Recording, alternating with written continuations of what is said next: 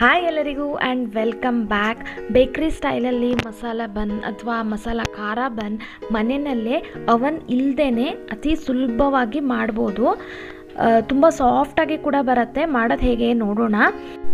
ಅರ್ಧ ಕಪ್ಪಷ್ಟು ಬೆಚ್ಚಗಿರುವ ಹಾಲು ತೊಗೊಂಡಿದ್ದೀನಿ. ಅದಕ್ಕೆ 1 ಟೇಬಲ್ ಸ್ಪೂನ್ನಷ್ಟು ಡ್ರೈ ಈಸ್ಟ್ ಹಾಗೂ 1 ಟೇಬಲ್ ಸ್ಪೂನ್ನಷ್ಟು ಸಕ್ಕರೆ ಇಷ್ಟನ್ನು ಹಾಕಿ ಚೆನ್ನಾಗಿ ಮಿಕ್ಸ್ ಮಾಡ್ಕೊಳ್ಬೇಕು.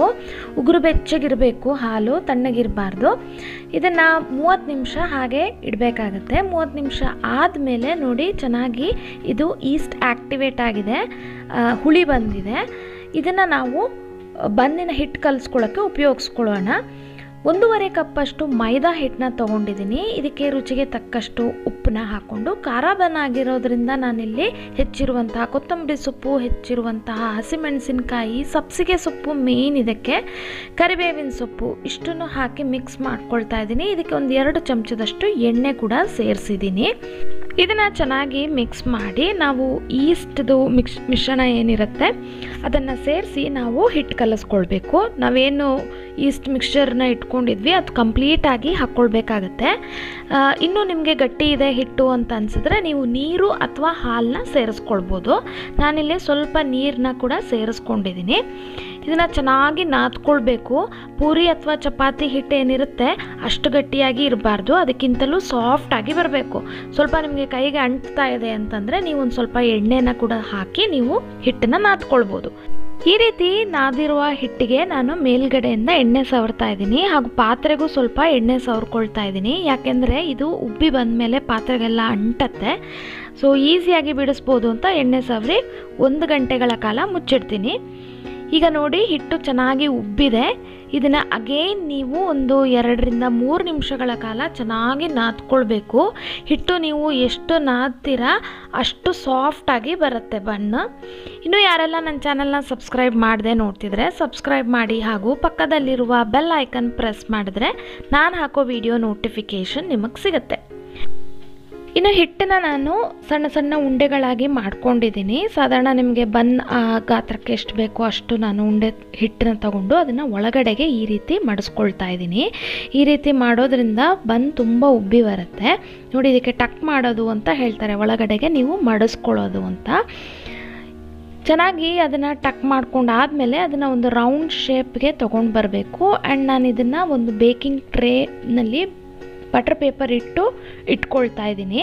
ಇನ್ನೊಂದು ಸತಿ ತೋರಿಸ್ತೀನಿ ನೋಡಿ. ಈ ರೀತಿ ಅದನ್ನು ತೆಳ್ಳಗೆ ಮಾಡಿಕೊಂಡು ಅದನ್ನು ಒಳಗಡೆಗೆ ಮಡಿಸ್ಕೊಳ್ಳೋ ಅಂಥದ್ದು.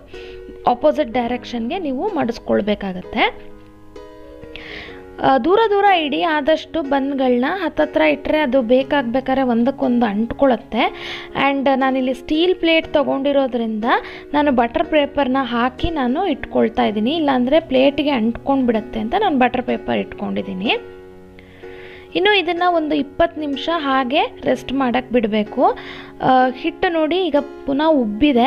ಇದರ ಮೇಲೆ ನಾನು ಹಾಲು ಅಂದರೆ ಕಾಯಿಸಿ ಆರಿಸಿರುವಂಥ ಹಾಲನ್ನ ನಾನು ಸವರ್ಕೊಳ್ತಾ ಇದ್ದೀನಿ. ಈ ರೀತಿ ಮಾಡೋದ್ರಿಂದ ಇದು ಬಿರುಕು ಬಿಡಲ್ಲ, ಪ್ಲಸ್ ನಿಮಗೆ ಚೆನ್ನಾಗಿ ಒಂದೇ ಕಲರ್ ಗೋಲ್ಡನ್ ಬ್ರೌನ್ ಕಲರ್ ಆಗಿ ಬರುತ್ತೆ.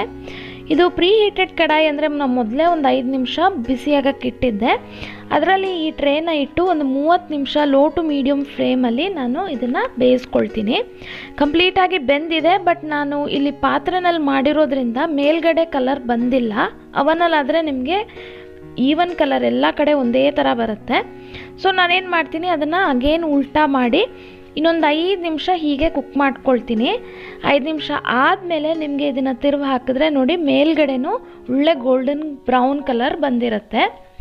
ನಾವಿಲ್ಲಿ ಸಬ್ಸಿಗೆ ಸೊಪ್ಪು, ಕರಿಬೇವಿನ ಸೊಪ್ಪು ಎಲ್ಲ ಹಾಕಿರೋದ್ರಿಂದ ಇದು ಬೇಕಾಗಬೇಕಾದ್ರೆ ಮನೆ ಎಲ್ಲ ಘಮ ಘಮ ಅಂತ ಒಳ್ಳೆ ಬೇಕ್ರಿನಲ್ಲಿ ಸ್ಮೆಲ್ ಬರುತ್ತಲ್ಲ ಆ ರೀತಿಯೇ ಬರ್ತಾಯಿತ್ತು. ಇನ್ನು ಇದು ಬಿಸಿ ಬಿಸಿ ಇರಬೇಕಾದ್ರೇ ಇದಕ್ಕೆ ಸ್ವಲ್ಪ ಎಣ್ಣೆನ ಸವರ್ಕೊಳ್ಬೇಕು. ಈ ಎಣ್ಣೆ ಸವರೋದ್ರಿಂದ ಇದು ಡ್ರೈ ಆಗಲ್ಲ. ಯೂಶಲಿ ಬನ್ ಅಥವಾ ಬ್ರೆಡ್ಗಳಿಗೆ ನಾವು ಬೇಕಾದ ತಕ್ಷಣ ಹಾಗೇ ನೀವು ಇಟ್ಟರೆ ಅದು ಒಣಗೋಗ್ಬಿಡುತ್ತೆ. ಅದಕ್ಕೆ ನಾನು ಒಂದು ಒದ್ದೆ ಬಟ್ಟೆನ ಮೇಲ್ಗಡೆ ಮುಚ್ಚಿಡ್ತಾ ಇದ್ದೀನಿ. ಇದು ಕಂಪ್ಲೀಟಾಗಿ ತಣ್ಣಗಾಗಬೇಕು. ತಣ್ಣಗಾದಮೇಲೆ ನೋಡಿ ಎಷ್ಟು ಸಾಫ್ಟಾಗಿ ಬಂದಿದೆ ಬನ್, ಹಾಗೂ ನಿಮಗೆ ಸೇಮ್ ಬೇಕ್ರಿನಲ್ಲಿ ಸಿಗುತ್ತಲ್ಲ ಅದೇ ರೀತಿ ಇದೆ. ನಾನು ಕಟ್ ಮಾಡಿ ತೋರಿಸ್ತೀನಿ ನೋಡಿ, ಒಳಗಡೆ ಎಷ್ಟು ಸ್ಪಾಂಜಿ ಆಗಿದೆ. ನೀವು ಕೂಡ ಇದನ್ನು ಟ್ರೈ ಮಾಡಿ.